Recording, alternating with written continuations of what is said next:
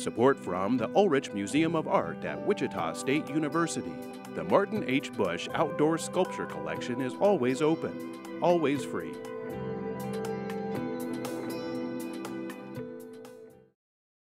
Filmmaker, photographer, writer, author of several books including a bestseller, star athlete, are just some of his many lifelong accomplishments. He is David Parks. David, a son of the timeless legend Gordon Parks, whose many global accomplishments in photography, filmmaking, music, writing, and painting are eternal. David was born into a world of fame and fortune made possible by his father. In 1965, during his college years, that all changed. David was drafted into the Army and went to Vietnam. He spent 8 months in the thick of the fight, wounded, and received a Purple Heart. He photographed and documented his daily survival, which later became a bestseller in 1968, GI Diary. Recently, he visited the KPTS studios for an interview with award-winning journalist Jim Grayway to share his life growing up with his famous father, his life-changing Vietnam experience, and what lies ahead. Here is that interview. David Parks, GI Diary, Vietnam.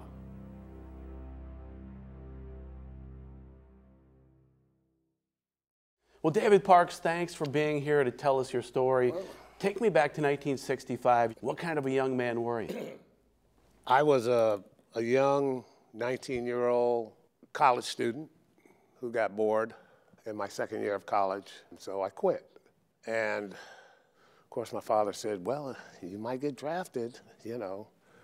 You might want to think twice about this, you know. And I said, nah, if they draft me, I'll just go, you know, go fight for my country. So you grew up in a rather affluent family. Your father was a well-known writer and photographer. Right.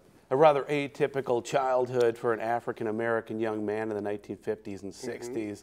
Did that make going into the Army more difficult or less difficult for you? I had been in boarding schools, and that was difficult. The discipline that you had, that I learned in boarding schools, prep schools, helped me in dealing with the military mentality. I mean, I really thought it would be a good experience to go into the military, okay, and serve my country. And you know, so I really didn't try to get out of it. In November of 1965, David Parks' stepmother dropped him off at the draft board office in his father's Jaguar. He writes, I stayed in the car until the very last minute. It would be at least 2 years before I was a free man again, and I sure hated to see that Jag take off for home without me. From there, Parks was sent to Fort Dix, New Jersey for 2 weeks to prepare for basic training at Fort Riley, Kansas. This would be his first time in Kansas, the home state of his father, who grew up in Fort Scott.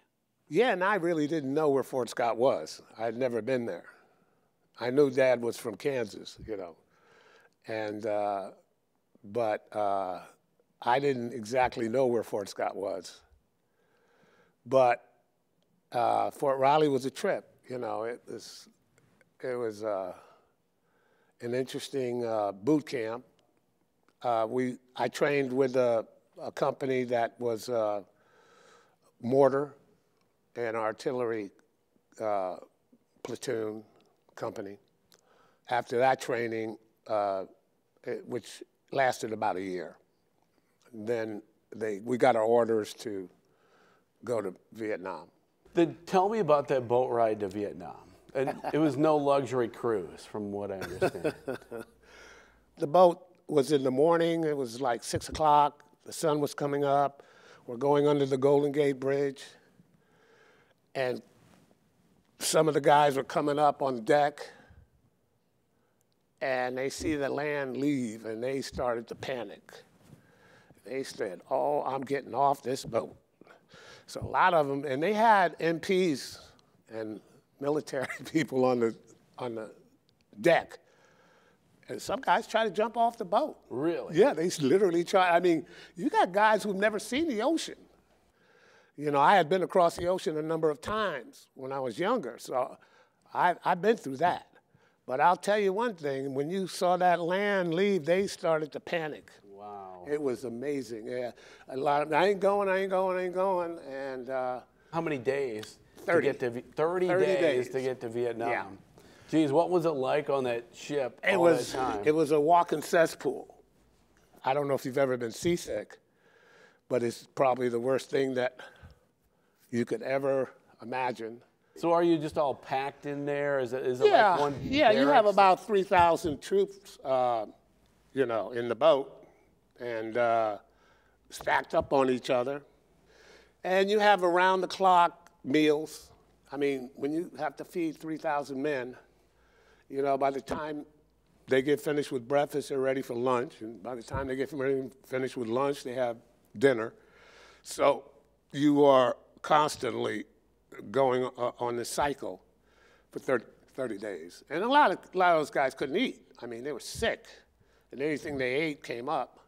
And it wasn't smelling very nice on that boat, you know. So you're on there for 30 days, and that gives you 30 days to think about what's next. Exactly. And you really don't think you're ever going to get there. First of all, this is, we're not going to get there. We're not going to Nam. They're going to ship us off to Korea somewhere. And, you know, you really never, then the reality is the closer you get, you realize that, yeah, you are going to Nam. And then when you get there, whew. As his tour in Vietnam got underway, Private Parks was taking pictures, keeping a journal, and writing letters back home to chronicle what he was thinking and experiencing. All that would later be compiled in a book titled GI Diaries. Well, you write about how the morale amongst your unit was so low even before you had begun to go to work there in Vietnam. Well, yeah, you kind of. That seems like a heck of a way to begin a military operation, right? Well, you know, nobody really looks forward to going into a war situation, okay? I mean, the reality is, you know, this isn't a John Wayne deal. Up until that point, it's John Wayne, you know, and you have this idea that it, you know, but then the reality sets in and you say, oh, God, this is really going to happen. When we reached, I mean, you're on this boat, you hear this clank, clank, clank, clank, clank, clank for 30 days. And then all of a sudden, you wake up in the morning and there's no clank. And you say, okay, we're here. You know, and then you sort of crawl out of bed and you walk up, and there it was. We were in the bay.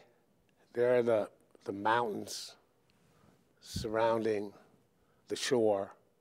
The sun's coming over those hills, and you say, "Oh, God." Well, we didn't say, "Oh, God," but you know what we said. I'm trying to keep this clean. And at that point, you had guys walking around saying, "I ain't going." And I'm up there saying, "Look, fellas, we're over here to do a job. You know, we're fighting for our country. Be cool." I was trying to take a role, a leadership role. They were wise. They kept us on the boat for 3 more days, I think, to get used to the climate, get organized.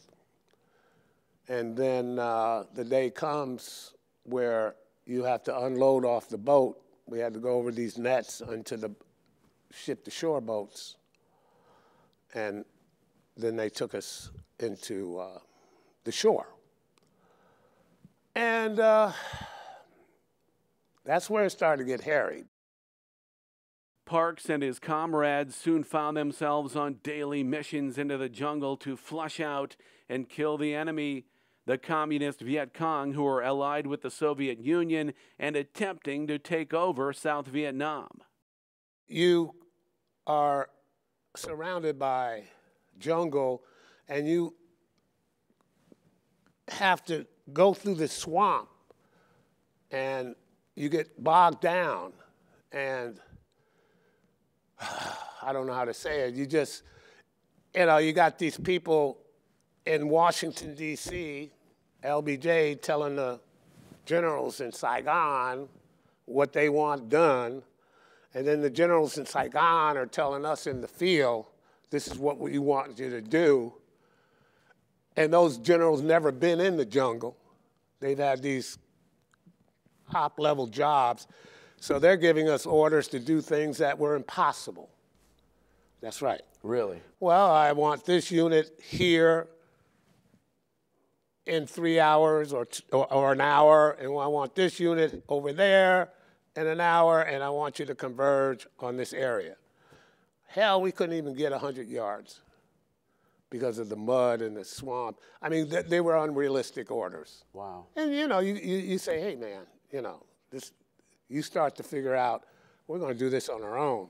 And so where are you? What are you doing? Are you on a vehicle? Are you? Well, yes, I am. I'm on a APC during the dry months. An APC is what, for those of us? Armored personnel carrier. Okay, like a truck. It's like a small little tank that carries people to various places. But we made them into gunships, where we had 260s on the side, 50 in the front, 106 rocket on. We were a gunship. And so we operated, but normally in World War II, for example, in Korea, you would put in troops and then take them to a location, and they would get out of the vehicle and go do their operation. Well, we didn't do that in Vietnam. We used them as gunships for firepower. They give you orders. They have these operations in their head that need to be taken. They have intelligence saying they're VC in this area, they're VC in that area. And we basically searching for them and destroying them. Okay, search and destroy was the mission, the whole mission in Vietnam.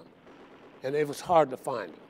I mean, Charlie was he's probably, as far as I'm concerned, one of the greatest fighters in the world when it comes to jungle warfare. And Charlie was the Vietnam. Yeah, we call them Charlies. Okay. Charlie Chan. Okay. That's where they got the nickname from. Yeah, he was good. I mean, Charlie, I respected him, okay? I mean, we would go out in the field and we would hit a mine and our tanks or our trucks or whatever would blow up and we would abandon them.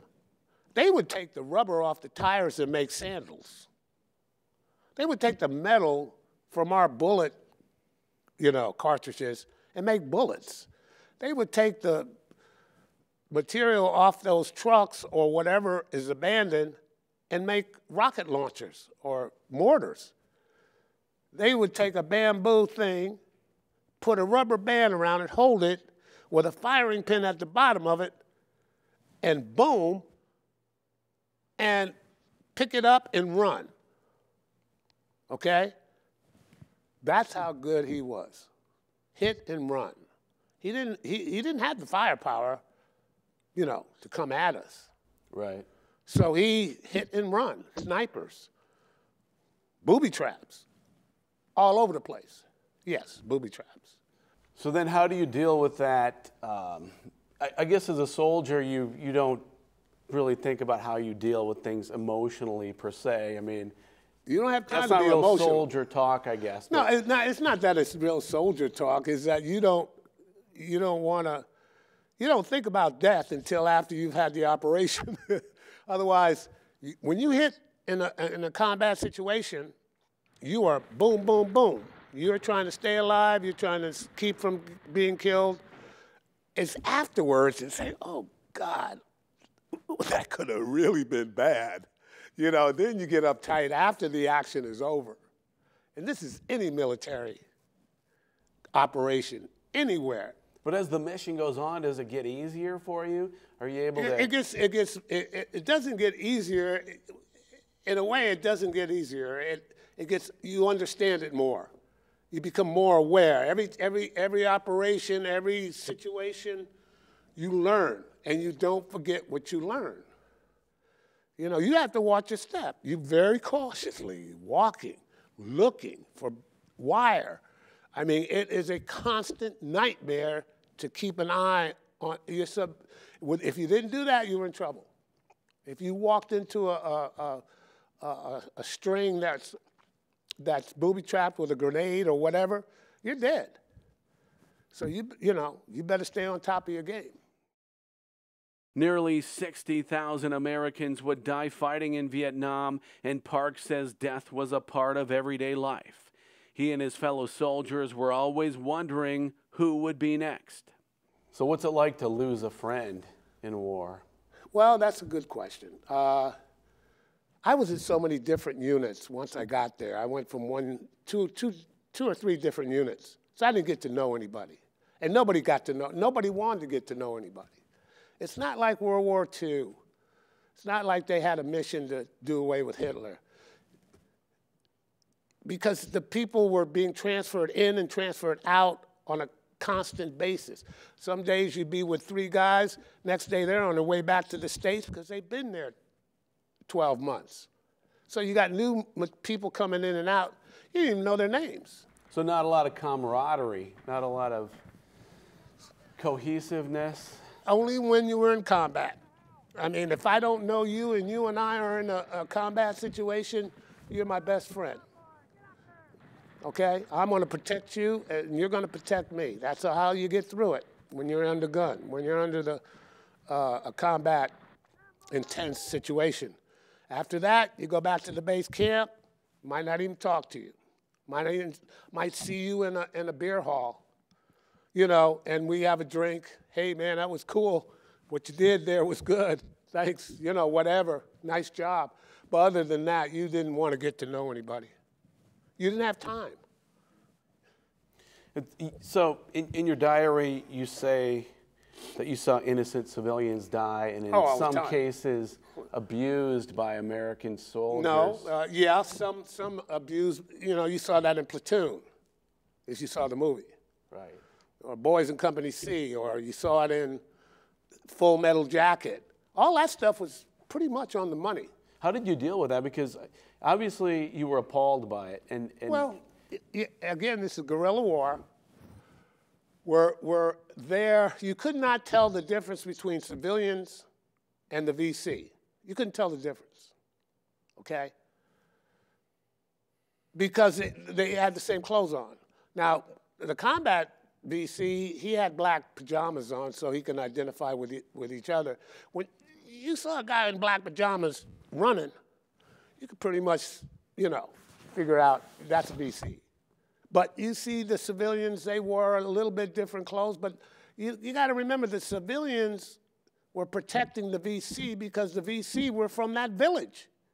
They were trying to protect themselves from the South Vietnamese government, who were treating them like crap. I mean, I had VC in my sights, I let him go. Now, if he turns around and shoots at me, that's a different story. But there were a lot of guys that got into killing.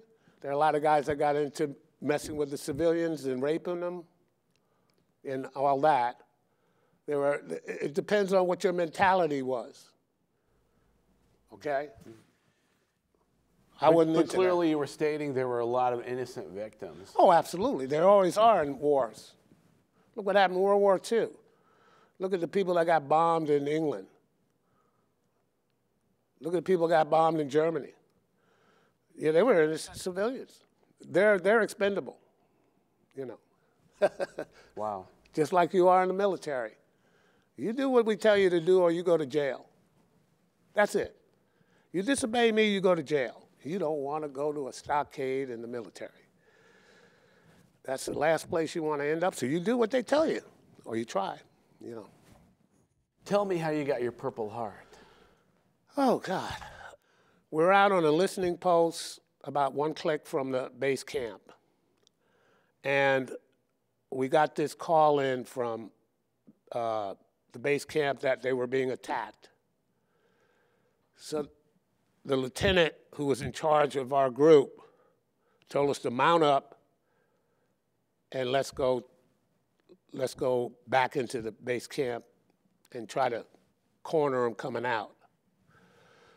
Well, the dummy got on the road that hadn't been cleared by the engineers. Every morning they cleared those roads for booby traps. And I'm saying to the lieutenant, sir, because I was in charge, I was his FO. I said, you can't do that. We got to go along the rice paddies. They haven't cleared the road yet. He said, don't tell me what to do. I'm your superior. I said, sir, don't do it. Because he didn't know. I mean, he hadn't been there for maybe a week. So we got on the road, and guess we were the first track, and we hit the mine. And I sat outside because I knew that we were going to hit something, you know. And I sat on the side of the track holding on to the gun, and boom, if we didn't, bam. And I got hit by shrapnel, and I went back into the track, and then I woke up in a field hospital. So you were hit in the head? Yeah, I was hit in the head. And knocked out? Yeah, I was out. I was dead. Wow. You know, so I ain't worrying about dying. I already did. That's how. Yeah, I got hit, and but man, you know, that's the kind of stupid stuff going on. I mean, we had guys coming in here who were officers, and they had no clue of what was going on, and they wouldn't listen to a non-com, especially me. And so you received medical treatment for a few days, and then you're back out in action? I received some shaky medical treatment out at the field hospital, which is the hospital before you go into the major hospital.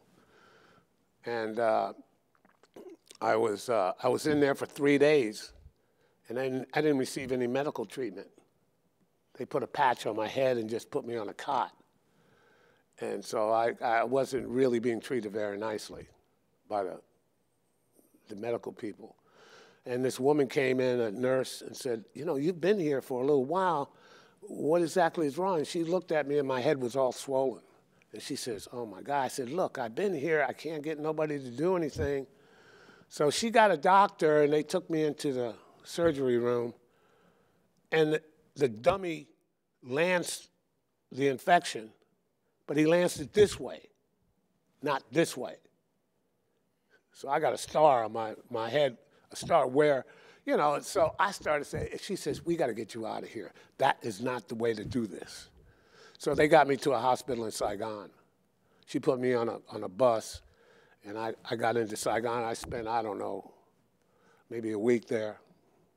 You know. A week there, and then back out in the field. Back out in the field. Yeah, yeah. That's where they when I got to the hospital in Saigon, they wrote me up for a Purple Heart. Because, I mean, I was in bad shape. Parks was serving at a time when American society was in upheaval over civil rights and racial inequality. President Harry Truman had integrated the U.S. military 20 years earlier, but Parks says there was still a lot of discrimination. Tell me, what was the difference between being a black soldier serving in Vietnam and being a white soldier? Well, that's a good question. In the beginning, there were mostly blacks who qualified for the draft. They weren't in college.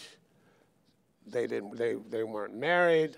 They didn't have the same deferments that a white soldier would have in 63, 64. So, and they thought it was going to last a year. Just going over there for a year, take care of business, you know. Well, it didn't happen. I mean, 3 years later, they're escalating. So the white soldiers started to integrate with the black soldiers. And there were conflicts, okay? What kind of conflicts? Fights. You know, you had guys from New York and Chicago kicking the hell out of those guys from Mississippi. You know, it was bad deal. Because, I mean, that's what it was like, you know, where you have these guys for the first time integrated. But that kind of smoothed out in the end, you know. How unusual was that for you? Did you experience a lot of racism growing up? Not in my situation, because I was in an all-white situation. And I went to boarding school from the time I was in the 7th grade to the second, and I was at all those schools, I was the only black person in the school. So I was a celebrity. This is our token black man. We are integrated in this school, you know. So I was a hero. But still, you had a lot of white friends. Obviously. Oh yeah, I got, you know, I mean, I have never had a problem relating to the white man. But in the military, we did get the crap jobs. I mentioned in the diary that sergeant would come into the barracks out in the field and put the blacks on latrine duty, okay? And many times the white guys would get up and go along with them because they realized that they're being treated unfairly. You know, they were, you know, biased. But those were the older sergeants who were in Korean War, and, you know, they were the older, and they were the older guys, and they finally chilled out because the young boys said, hey, man, we're in this together. We're going to, you know, you're not going to give these black guys all the crap. So it really started to work out to be a positive thing. It was 1967, and Parks was getting letters from home describing the rampant unrest in the United States on two fronts, over civil rights and over the Vietnam War. But he says he remained focused on doing the job he was assigned to do. I was getting these comments from my father, my sister, my mother, saying that there's a problem here, you know, and people are protesting you being over there, you know. So I was getting a little information, but it didn't make any difference. I'm going to get through this, come hell or high water, and so it really didn't affect me, you know. What affected me when I got back off that plane, landing in Oakland, was that there were protesters over on the left side of the runway throwing crap at us and yelling and screaming at us and making us feel really low, but we didn't care. We were home. So we didn't let that affect us, but they were protesters when we landed. So your dad helps you get accepted into college, and that allows you to leave Vietnam a few months early. 90 days earlier. And you write in the book that just before leaving Vietnam, you write this. Right. You say, there were times it seemed we were doing more harm than good. Right. I never felt like I was fighting for any particular cause. Right. I fought to stay alive, right, and I killed to keep from being killed. Exactamundi. So did you leave Vietnam with any kind of satisfaction for the time you spent there? Oh, that's a good question. I didn't like the way the South Vietnamese government were treating their people. You could see that. The soldiers were treating the peasants and the people in the countryside like crap. And I didn't like that. And we even stayed away from, we call them ARVNs, Army of the Republic of South Vietnam. We stayed away from them because they were dangerous. They weren't well trained. And they could be a hazard. But we also saw the way they treated the people. They're taking their rice, they're taking their food, they're raping them. You know, it really put a bad taste in your mouth. But so when I left Vietnam, I really didn't think we did any good because we were on the wrong, we were not only on the wrong side, but we were on the side where these people were persecuting their own people. That I did realize. So I really didn't take into trying to destroy Charlie. And so how did you put that 8 months into perspective, that you're just serving your country, you're just doing the job? Well, you mean when I got back? Yeah. I really didn't think about it. I was just so glad to be back in America, alive, and having gotten through a horror show. And I really didn't think about what was going on in Vietnam once I got back.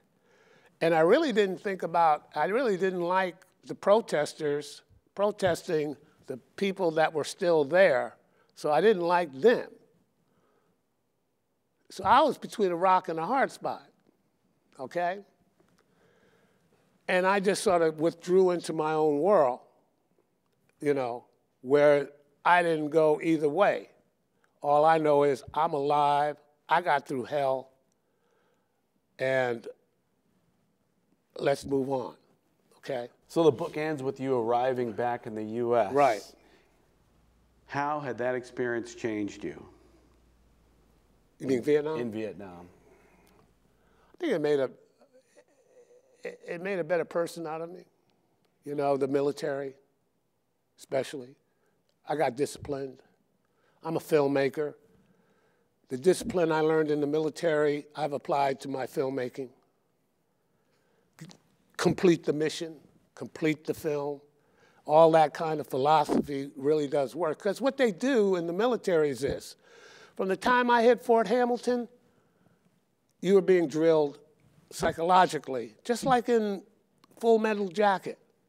You are a maggot. Everything your mother and father told you, yeah, is gone. We're going to take everything they taught you and throw it out the window, and we're going to build you our way. So you're saying that serving in Vietnam made you a better person? In the military, serving in the military, and yes, it made me a better person because I know if I could survive that, I could survive anything. And I've never let anything, since I've been back, get in my way of what I want to do or what I have to do. But so many Vietnam veterans got PTSD, post-traumatic stress disorder. That's another factor. As I said, those people have a problem of adapting back into the society from various reasons. You served for 8 months. Are you I spent. Well, I mean, served for 8 months in 9 months. Vietnam. 9 months in No, Vietnam. 12 months minus 90 days, whatever that is. Do the math on that. But did PTSD impact you? Not really, because I think writing the diary and putting my thoughts down on a daily basis and getting back here and editing the book that it turned into be a book, doing that got it all out. See, they don't get it all out. They never unload. And who are they going to get it out to? You're not going to talk to your wife or your family, you know, and tell them what you've been through. That's not the way things happen when you come back from a combat situation. You kind of stay to yourself, so you become withdrawn, and that wears on you. You know, you don't have anybody to really relate to. Well, tell me, why initially did you start keeping this diary and then go on to have it published in 1968? Here's the deal. I mean, my father suggested that I told the old man when I was in boot camp or somewhere around there that this is boring. So he suggested that I keep a diary, take some photographs, stay busy. That was his suggestion. And I did. I started taking photographs, not in boot camp photographs, but I did keep the diary because I didn't have time to take photographs, believe it or not. Well, you have a few photos in the book, though. Yeah. Right, yeah. Yeah, I mean, but not a boot camp. Right, a boot camp. Not when we were training, because, and we weren't supposed to do that, you know. This book is, at the time, and I didn't know the book was going to be published. Yeah, why have it published? Well, I didn't have it published. It was my father, there was an editor, Gene Young, was at the house, at the apartment in New York, and they're having a conversation or lunch, and his assistant brings in the mail. Oh, I got a letter from David. You know, and he reads the letter. He says, hey, read this. You know, this. You know. So he gave it to her, and she says, whoa, this is pretty interesting. You know. And then he says, well, there's a pile over there, you know, from him. And she started reading all the letters. And what I did was a lot of the diary came from the letters I wrote my own man. Okay? So a lot of that information, you know, I tell him certain things and so on and so on. So she says, you know, she took it to the editors at Harper and Row, And they said, yeah, this will work as a book. So I had no idea. I didn't know until I got back it was going to be a book. You know, so that was... What was the reaction to this book? Well, they were the first to publish any book on Vietnam, okay? And a lot of it was negative, a lot of it was positive.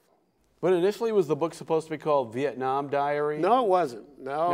I mean, they named it, see, they named it GI Diary simply because we're looking at 67, 68. They were taking a chance doing this.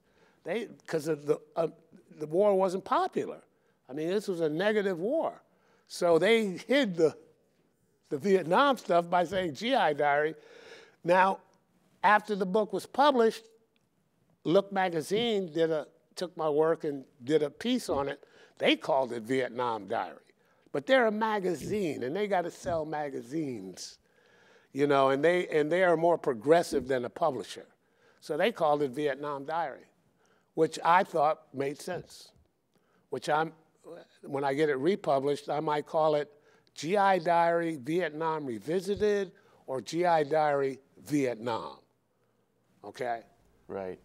And so this was published in 1968, not long after you actually returned back when I got back, I went to school up at Rochester, Institute of Technology, and they were sending me galleys to edit what I had given them, you know.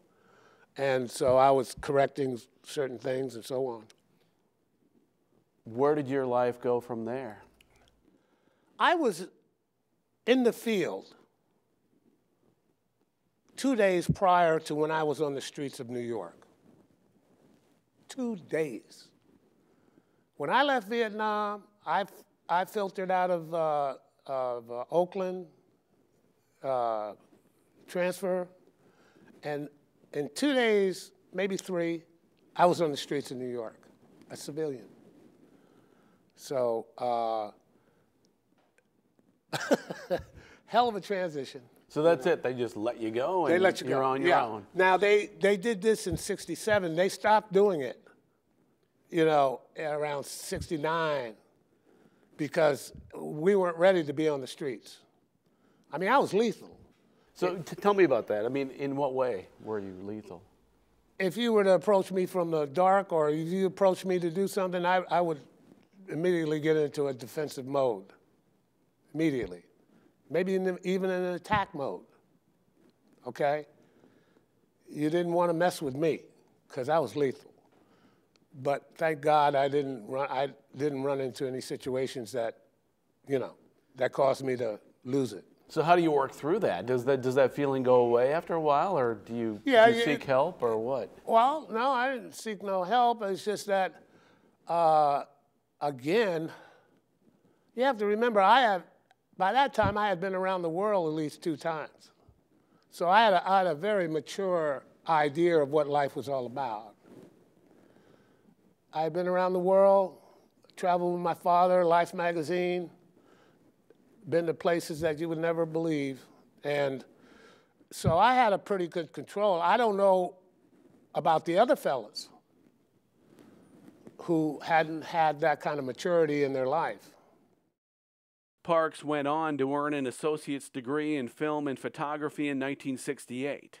He found work as a magazine photographer, then as a filmmaker, following in the footsteps of his famous father. And you're like, I want to be like Dad, or? No, I didn't want to be like him because that was too much work, okay. to tell you the truth. All I wanted to do was survive. And when it came down to the point where I got out of college, I had to make a decision. How am I going to survive? And this is the only thing I know how to do. How much, though, did you benefit from being Gordon Parks' son? That's hard. That's a hard. It's a double-edged sword. I benefited from it, and I got negative things from it. There were negative things, and there were positive things. But I would say more positive than negative. What were the negatives? The negatives is that people were envious of you, jealous of you, thinking that you're getting a free ride, and giving you a hard time. You know, messing with you, talking about you like a dog. You know, he wouldn't be here if it wasn't for his father. all that kind of crap, which did not bother me at all. You know why? I got out of the numb. I'll always go back to this. At hard times, I got out of the numb. I am alive. And now you have plans to have your GI diary republished. Yeah. 50 years later, why does the David Parks story still matter? Because you can never forget about the mistakes we made in that war, lest you will find yourself repeating those mistakes again in the present and the future. David Haberstrand, who wrote the book Hearts and Minds, that Coppola based his script on, Apocalypse Now, read my book. And he wrote a letter to Harper and Row and said that this is the most authentic rendition of what it's like to be an Army grunt in the military in a war situation. That's right. And now you're hoping to share this story with a new generation. Well, yeah, thanks. I think we should never forget about what happened in Vietnam. It's the worst war we've ever had, except for the Civil War. We lost the war. They didn't really let us win the war. And there was something in there, the political thing, where we could not act in an aggressive way. There were politics involved, which I don't know about. And there politics involved in all wars. So, but I know one thing, the American people should never allow their government, I will get on the side of the protesters when it comes to being involved in a war that is wrong for us being involved in. David Parks, thank you very much. Thank you for having me. As a fellow Vietnam veteran, David will always be a brother in arms. Welcome home, David.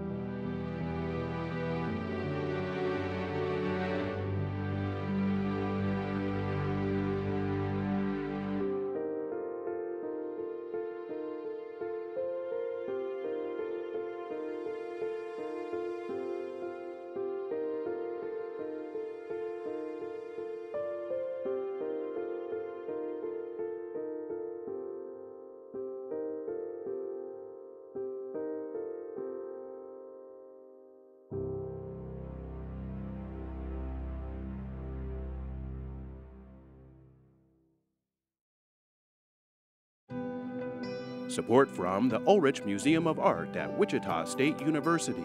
The Martin H. Bush Outdoor Sculpture Collection is always open, always free.